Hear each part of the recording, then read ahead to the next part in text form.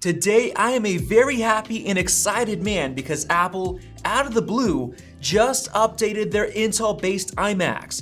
And there were a couple of things that we were really hoping for.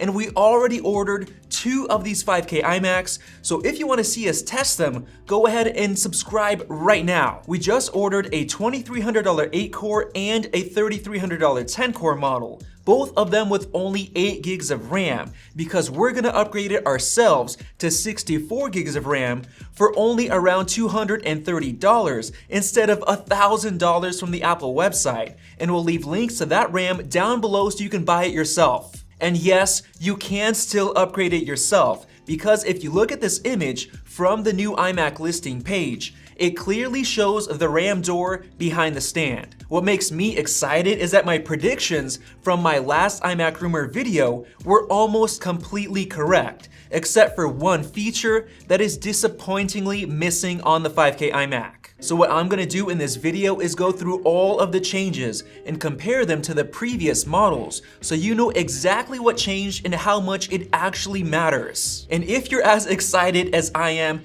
definitely go down below and check out our Apple product pattern t-shirt in our merch shelf just below this video. And by the way, before we get started, the iMac Pro got a tiny update. For the same base price, you now get the 10-core processor instead of the previous 8-core. Now getting into all of the changes, every single iMac, including the 21.5-inch model, now comes with an SSD at the base price, so no more hard drives. And that's basically the only change for the 21.5-inch iMac, which is really weird because Apple usually updates both of them at the same time. This shows that Apple is planning to replace the smaller iMac model with their Apple Silicon 24-inch iMac either later this year in October, or they might wait until early 2021. Now let's get into the new 27-inch 5K iMac, which starts at the same base price of $1799, except that we now get Intel's latest 10th gen chips on every configuration. And now you can get up to a 3.6 GHz 10-core i9 processor, which is gonna be insane. Previously, the best choice was an 8-core i9, and based on Apple's performance charts, this new CPU is much more powerful than the old 8-core. As far as the design, it hasn't changed, which is a bit disappointing, but honestly, the internal changes are huge this year. And as far as the display, it's basically staying unchanged, except that you now have an option to pay for the nano texture glass, which Apple offered on their 6K Pro Display XDR, which basically turns it into a high-quality matte display without using a film that ruins the colors and the contrast. You can now configure the RAM up to 128 gigs from Apple for a massive $2,600, but we do not recommend doing so because you can buy 4 sticks of that RAM that we linked to down below, and you'll get 128 gigs for only around $465 instead of $2,600. You can now also configure up to a massive 8TB SSD, which is a huge difference coming from the previous maximum of 2 TB. Now there are 3 major features that matter the most to us as video editors, and one of them is the new graphics. The previous base 5K iMac came with the Radeon Pro 570X GPU, and the new one comes with the Radeon Pro 5300, which is based on AMD's new Navi graphics architecture, which has a number of advantages. The previous best GPU was the Vega 48, and you can now get up to a 5700 XT, which is our favorite graphics card to use in an eGPU setup because it's just so dang fast. But this isn't like any other 5700 XT. This one is the only one that comes with 16 gigs of VRAM, which you can't get on a PC. This is going to be a really big deal for anybody doing graphics rendering work. And finally, the new iMac now gets a 1080p FaceTime camera,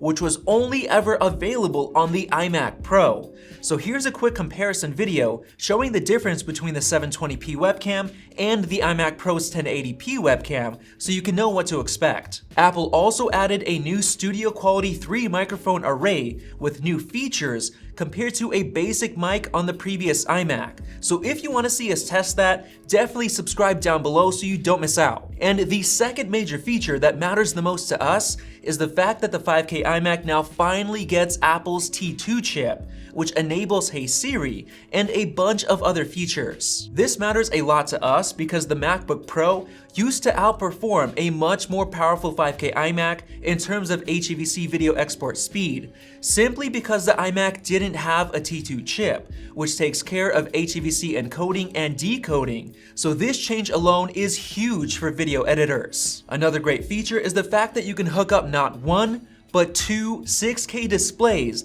thanks to the new Navi graphics, which support the latest version of display stream compression. The previous 5K iMac could only support one 5K display or two 4K displays. This is going to be big for a lot of high-end editing studios. Now, as far as the ports, they're basically staying the same except for two of them.